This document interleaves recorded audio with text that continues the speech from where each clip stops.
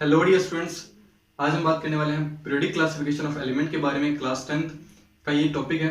ठीक है, atomic structure हमने स्टार्ट किया था क्लास 10th के अंदर। अब हम स्टार्ट करने वाले हैं पीरियोडिक क्लासिफिकेशन ऑफ एलिमेंट के बारे में। ठीक है, पीरियोडिक टेबल के बारे में हम स्टडी करेंगे। ओके, तो इस वीडियो में हम ये देखेंगे कि किस तरीके से एलिमेंट का क्लासिफिकेशन स्टार्ट हुआ और किस तरीके से पीरियोडिक टेबल का फॉर्मेशन हुआ। ओके, तो इस कंप्लीट वीडियो को पूरा कंप्लीट देखें। एंड अगर आप इस चैनल पर नए हो तो प्लीज चैनल को सब्सक्राइब कर लीजिए, पास में बेल आइकन उसको भी प्रेस कर लीजिए ताकि आप आने वाले वीडियो के अपडेट मिस ना करें। ओके, तो स्टार्ट करते हैं आज का नया topic periodic classification of element के बारे में। सबसे पहले हम ये देखते हैं कि एलिमेंट का क्लासिफिकेशन क्यों किया गया था, क्या रिक्वायरमेंट रही थी।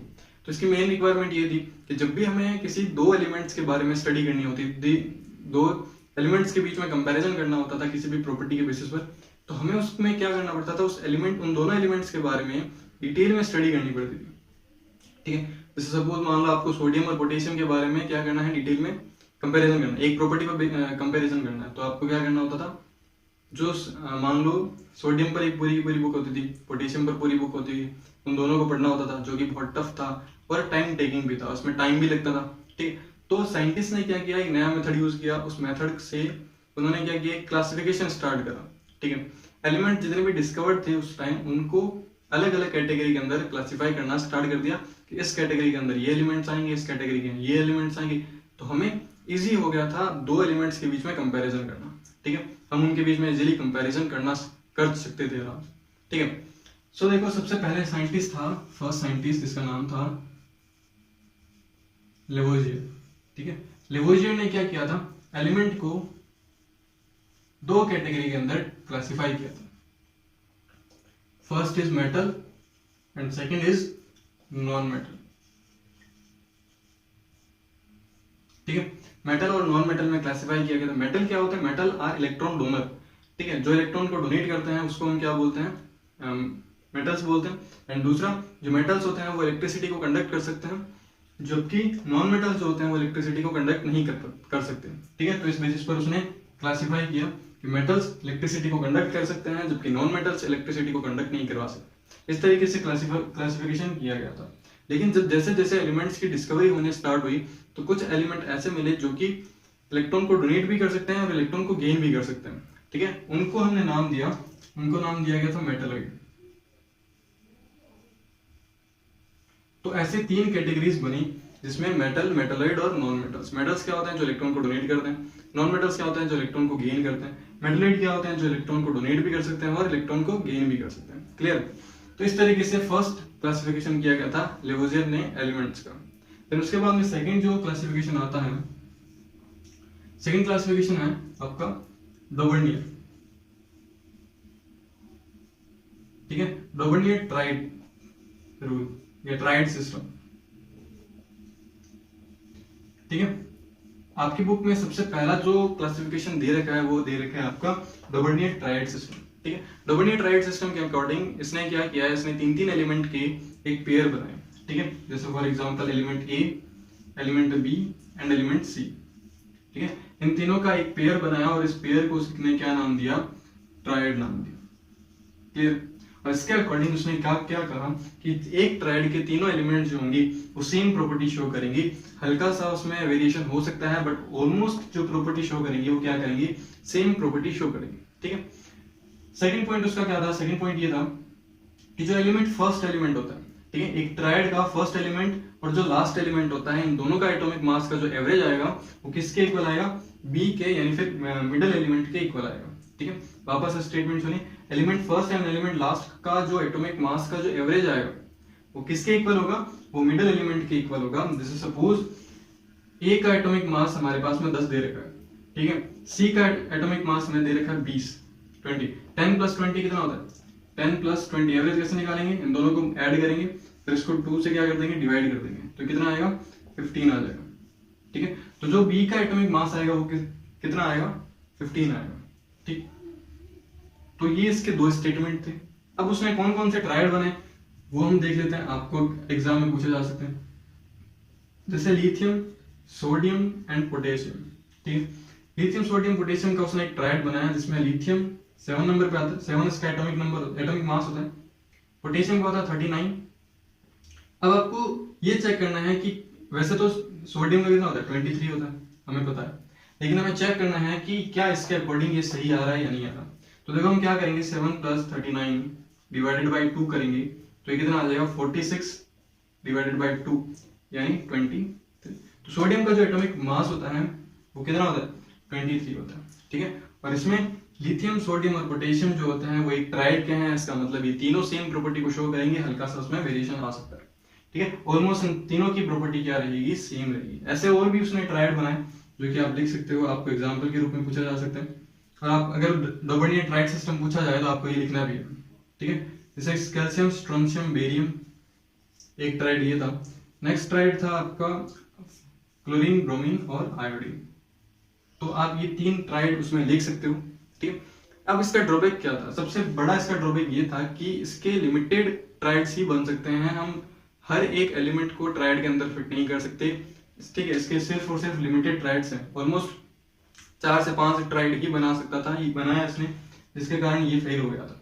और दूसरा, अगर आपको कभी भी ये चेक करना हो, आपसे कभी भी पूछा जाए कि कौन सा सिस्टम ट्राइड सिस्टम को फॉलो नहीं करता, आपको 4 ट्राइड दे रखे हो ऑब्जेक्टिव टाइप क्वेश्चन में, तो आपको ये चेक करना होता है कि जो भी ट्राइड दे रखा है उस ट्राइड के अंदर जितने भी तीनों के तीनों एलिमेंट हैं वो एलिमेंट ग्रुप से रिलेटेड है या नहीं है, ठीक है। अगर सेम ग्रुप से रिलेटेड है तो वो डबल नेट ट्राइड सिस्टम को फॉलो करेंगे, और अगर सेम ग्रुप से नहीं है तो वो नहीं करेंगे, ठीक है। वैसे आपसे पूछा नहीं जाएगा बट फिर भी थोड़ा स्किल ध्यान रखें, ठीक है। ये तीनों के तीनों जो एलिमेंट है वो एक ग्रुप के हैं, सेम ग्रुप के, ये भी तीनों के तीनों सेम ग्रुप के हैं और ये भी तीनों के तीनों सेम ग्रुप्स के हैं, ठीक है। तो आप इसको नोट कीजिए डबल नेट ट्राइड सिस्टम को, देन उसके बाद में हम ओके स्टूडेंट्स, अब हम बात करते हैं न्यूलैंड्स ऑक्टेव रूल के बारे में। न्यूलैंड्स ऑक्टेव रूल ने क्या किया, न्यूलैंड्स ने क्या किया, संगीत को एलिमेंट्स के साथ कनेक्ट किया था, म्यूजिक को एलिमेंट के साथ कनेक्ट किया था। जैसे म्यूजिक में टोटल 8 सुर होते हैं, ठीक है। वैसे ही इसमें क्या होता है, उसमें फर्स्ट एलिमेंट जो सुर होता है वो 8 सुर के क्या होता है, सेम होता है। जैसे इंडियन म्यूजिक में क्या होता है, सा रे गा मा पा धा नि सा, ना, ऐसा होता है।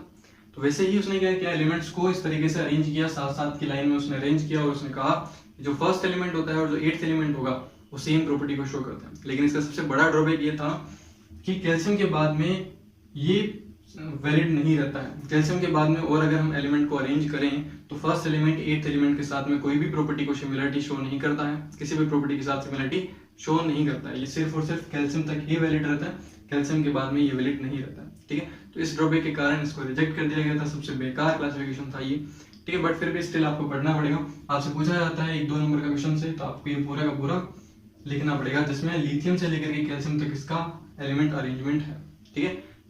Lithium, beryllium, boron, carbon, nitrogen, oxygen, fluorine, फिर sodium, magnesium, aluminium, silicon, phosphorus, sulphur, chlorine, potassium and calcium, calcium तक ही वैलिड रहता है, ओके।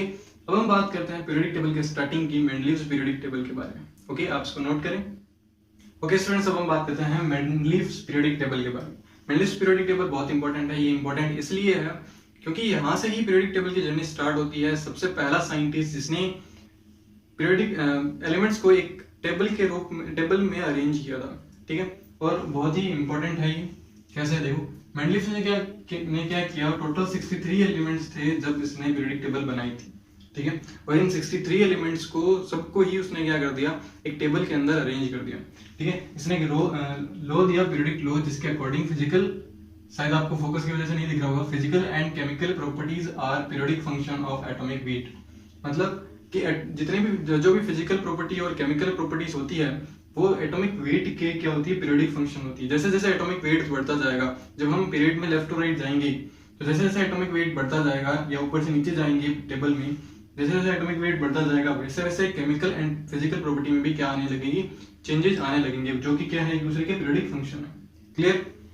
नेक्स्ट, अब इसके स्पेसिफिकेशन देखते हैं कि इस पीरियोडिक टेबल की क्या क्या स्पेसिफिकेशन थी, क्यों ये इतनी इंपॉर्टेंट रही। तो इसकी इंपॉर्टेंस ये है कि स्पेसिफिकेशन फर्स्ट ये है कि इसने टेबल में टोटल 7 ग्रुप्स पीरियड बनाए और टोटल 8 क्या बनाए, उसने ग्रुप्स बनाए। कुछ हॉरिजॉन्टल और वर्टिकल लाइंस बनाई, हॉरिजॉन्टल लाइंस को उसने नाम दिया पीरियड और वर्टिकल लाइंस को उसने नाम दिया ग्रुप्स। टोटल 8 ग्रुप्स थे, जिसमें एक 0 ग्रुप और था। तो ओवरऑल टोटल अगर हम बात करें तो टोटल 9 ग्रुप्स थे। इन 9 ग्रुप्स में से 7 ग्रुप्स को उसने क्या करा, 2-2 पार्ट्स में डिवाइड करा, ठीक है। 7 ग्रुप्स को उसने सब ग्रुप्स के अंदर डिवाइड करा, और जो 8th ग्रुप था उसको उसने 3 पार्ट्स में डिवाइड करा, ठीक है। तो ये टोटल कितना हो गया 14, और ये कितना हो गया 14 + 3 कितना होगा 17, और प्लस 1 0, तो टोटल 18th ग्रुप थे, ठीक है। 18 सब ग्रुप्स थे और टोटल ग्रुप्स कितने थे 9 ग्रुप्स थे। फिर इसमें इन्होंने क्या करा, पीरियोडिक इन वर्टिकल लाइंस और हॉरिजॉन्टल लाइंस में उसने एलिमेंट्स को अरेंज करा। ठीक है, नेक्स्ट उसने क्या किया, बहुत से ऐसे एलिमेंट्स उसने देखे जिसका एटॉमिक मास जो था, एटॉमिक वेट जो था वो इनकरेक्ट था। यानी उस टाइम जो कैलकुलेशन थी एटॉमिक वेट की, एटॉमिक मास कैलकुलेट करने की, वो इनकरेक्ट था। उसने अपने अकॉर्डिंग कुछ एलिमेंट, जिन एलिमेंट्स का एटॉमिक मास जो था वो गलत कैलकुलेट कर रखा था, उसको उसने सही कैलकुलेट करके और एक सही ऑर्डर में रखा। ठीक है, calculate correct atomic weight of some element and arrange in right order. ठीक है, कौन कौन से एलिमेंट थे, यूरेनियम, बेरियम, इंडियम, ऑर्टियम एंड प्लेटिनम।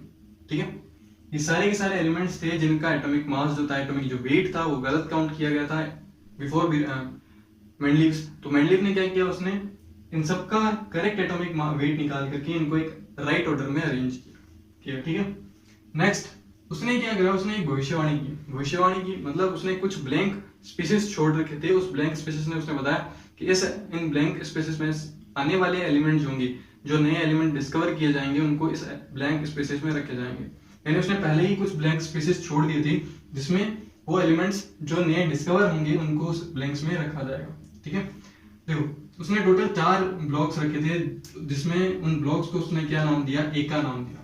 ठीक है, जो भी फ्री ब्लॉक्स थे उन फ्री ब्लॉक्स को उसने क्या नाम दिया, एका नाम दिया। ठीक है, एका एल्यूमिनियम, एका बोरॉन, एका सिलिकॉन, एका मैंगनीज। ठीक है, एका एल्यूमिनियम में कौन सा एलिमेंट आया, गैलियम आया। जब गैलियम की डिस्कवरी हुई तो उसको सीधा डायरेक्ट उस ब्लॉक में रख जाएगा क्योंकि सेम प्रॉपर्टीज मिल रही थी। स्कैंडियम, एका बोरॉन में स्कैंडियम आया, एका सिलिकॉन में जर्मेनियम आया, एका मैंगनीज में टेक्नीशियम आया। ठीक है, इसको याद रखने की ट्रिक, ये आपको बहुत बार पूछा भी जाता है। देखो अलका और गायत्री, एल से अलका, जीए से गायत्री। अलका और गायत्री ने क्या करा, BSc. Silicon and germanium, silicon का मतलब Sita and G germanium Gita. ठीक है, तो सीता गीता ने क्या किया, एमटी। तो इसको याद रखना बहुत ही इंपॉर्टेंट है क्योंकि जब आपसे पूछा जाए कि मेंडलीव की पीरियोडिक टेबल की क्या क्या स्पेसिफिकेशन थी तो आपको ये सब लिखने हैं। नेक्स्ट ये कुछ इसके स्पेसिफिकेशन थे। स्पेसिफिकेशन के बाद में फिर भी ये पीरियोडिक टेबल रिजेक्ट हो जाती है, इसमें बहुत सारे ड्रॉबैक्स आते हैं। इन 4 ड्रॉबैक्स के कारण इसको रिजेक्ट कर दिया जाता है और एक नई पीरियोडिक टेबल के बारे में सोचा जाता है। ठीक है, तो देखो फर्स्ट का ड्रॉबैक ये होता है कि जो आइसोटोप्स होता है, क्योंकि इसका पीरियोडिक टेबल जो है वो एटॉमिक वेट पर बेस्ड है। ठीक है, एटॉमिक वेट पर क्या है, 20 है। तो जो आइसोटोप्स होते हैं, आइसोटोप्स में एटॉमिक वेट जो होता है वो डिफरेंट होता है, जबकि एटॉमिक नंबर क्या होता है, सेम होता है। हाइड्रोजन की अगर हम बात करें तो हाइड्रोजन के 3 आइसोटोप्स होते हैं,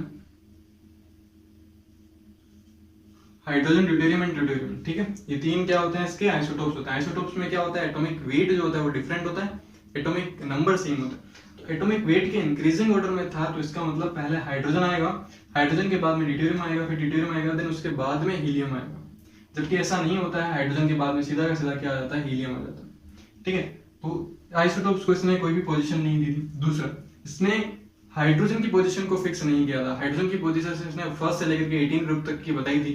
ठीक है, कोई भी फिक्स पोजीशन नहीं थी हाइड्रोजन की, ये इसका एक ड्रॉबैक हो सकता है। नेक्स्ट जो थर्ड था, उसने क्या किया कई बार कि कुछ एलिमेंट्स जो थे सेम प्रॉपर्टी वाले एलिमेंट्स को उसने डिफरेंट ग्रुप्स में रख दिया।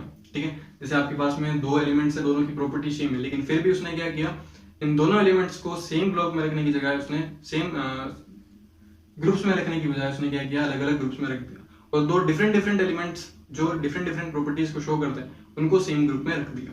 ठीक है, तो कुछ वेरिएशन इसमें हुआ।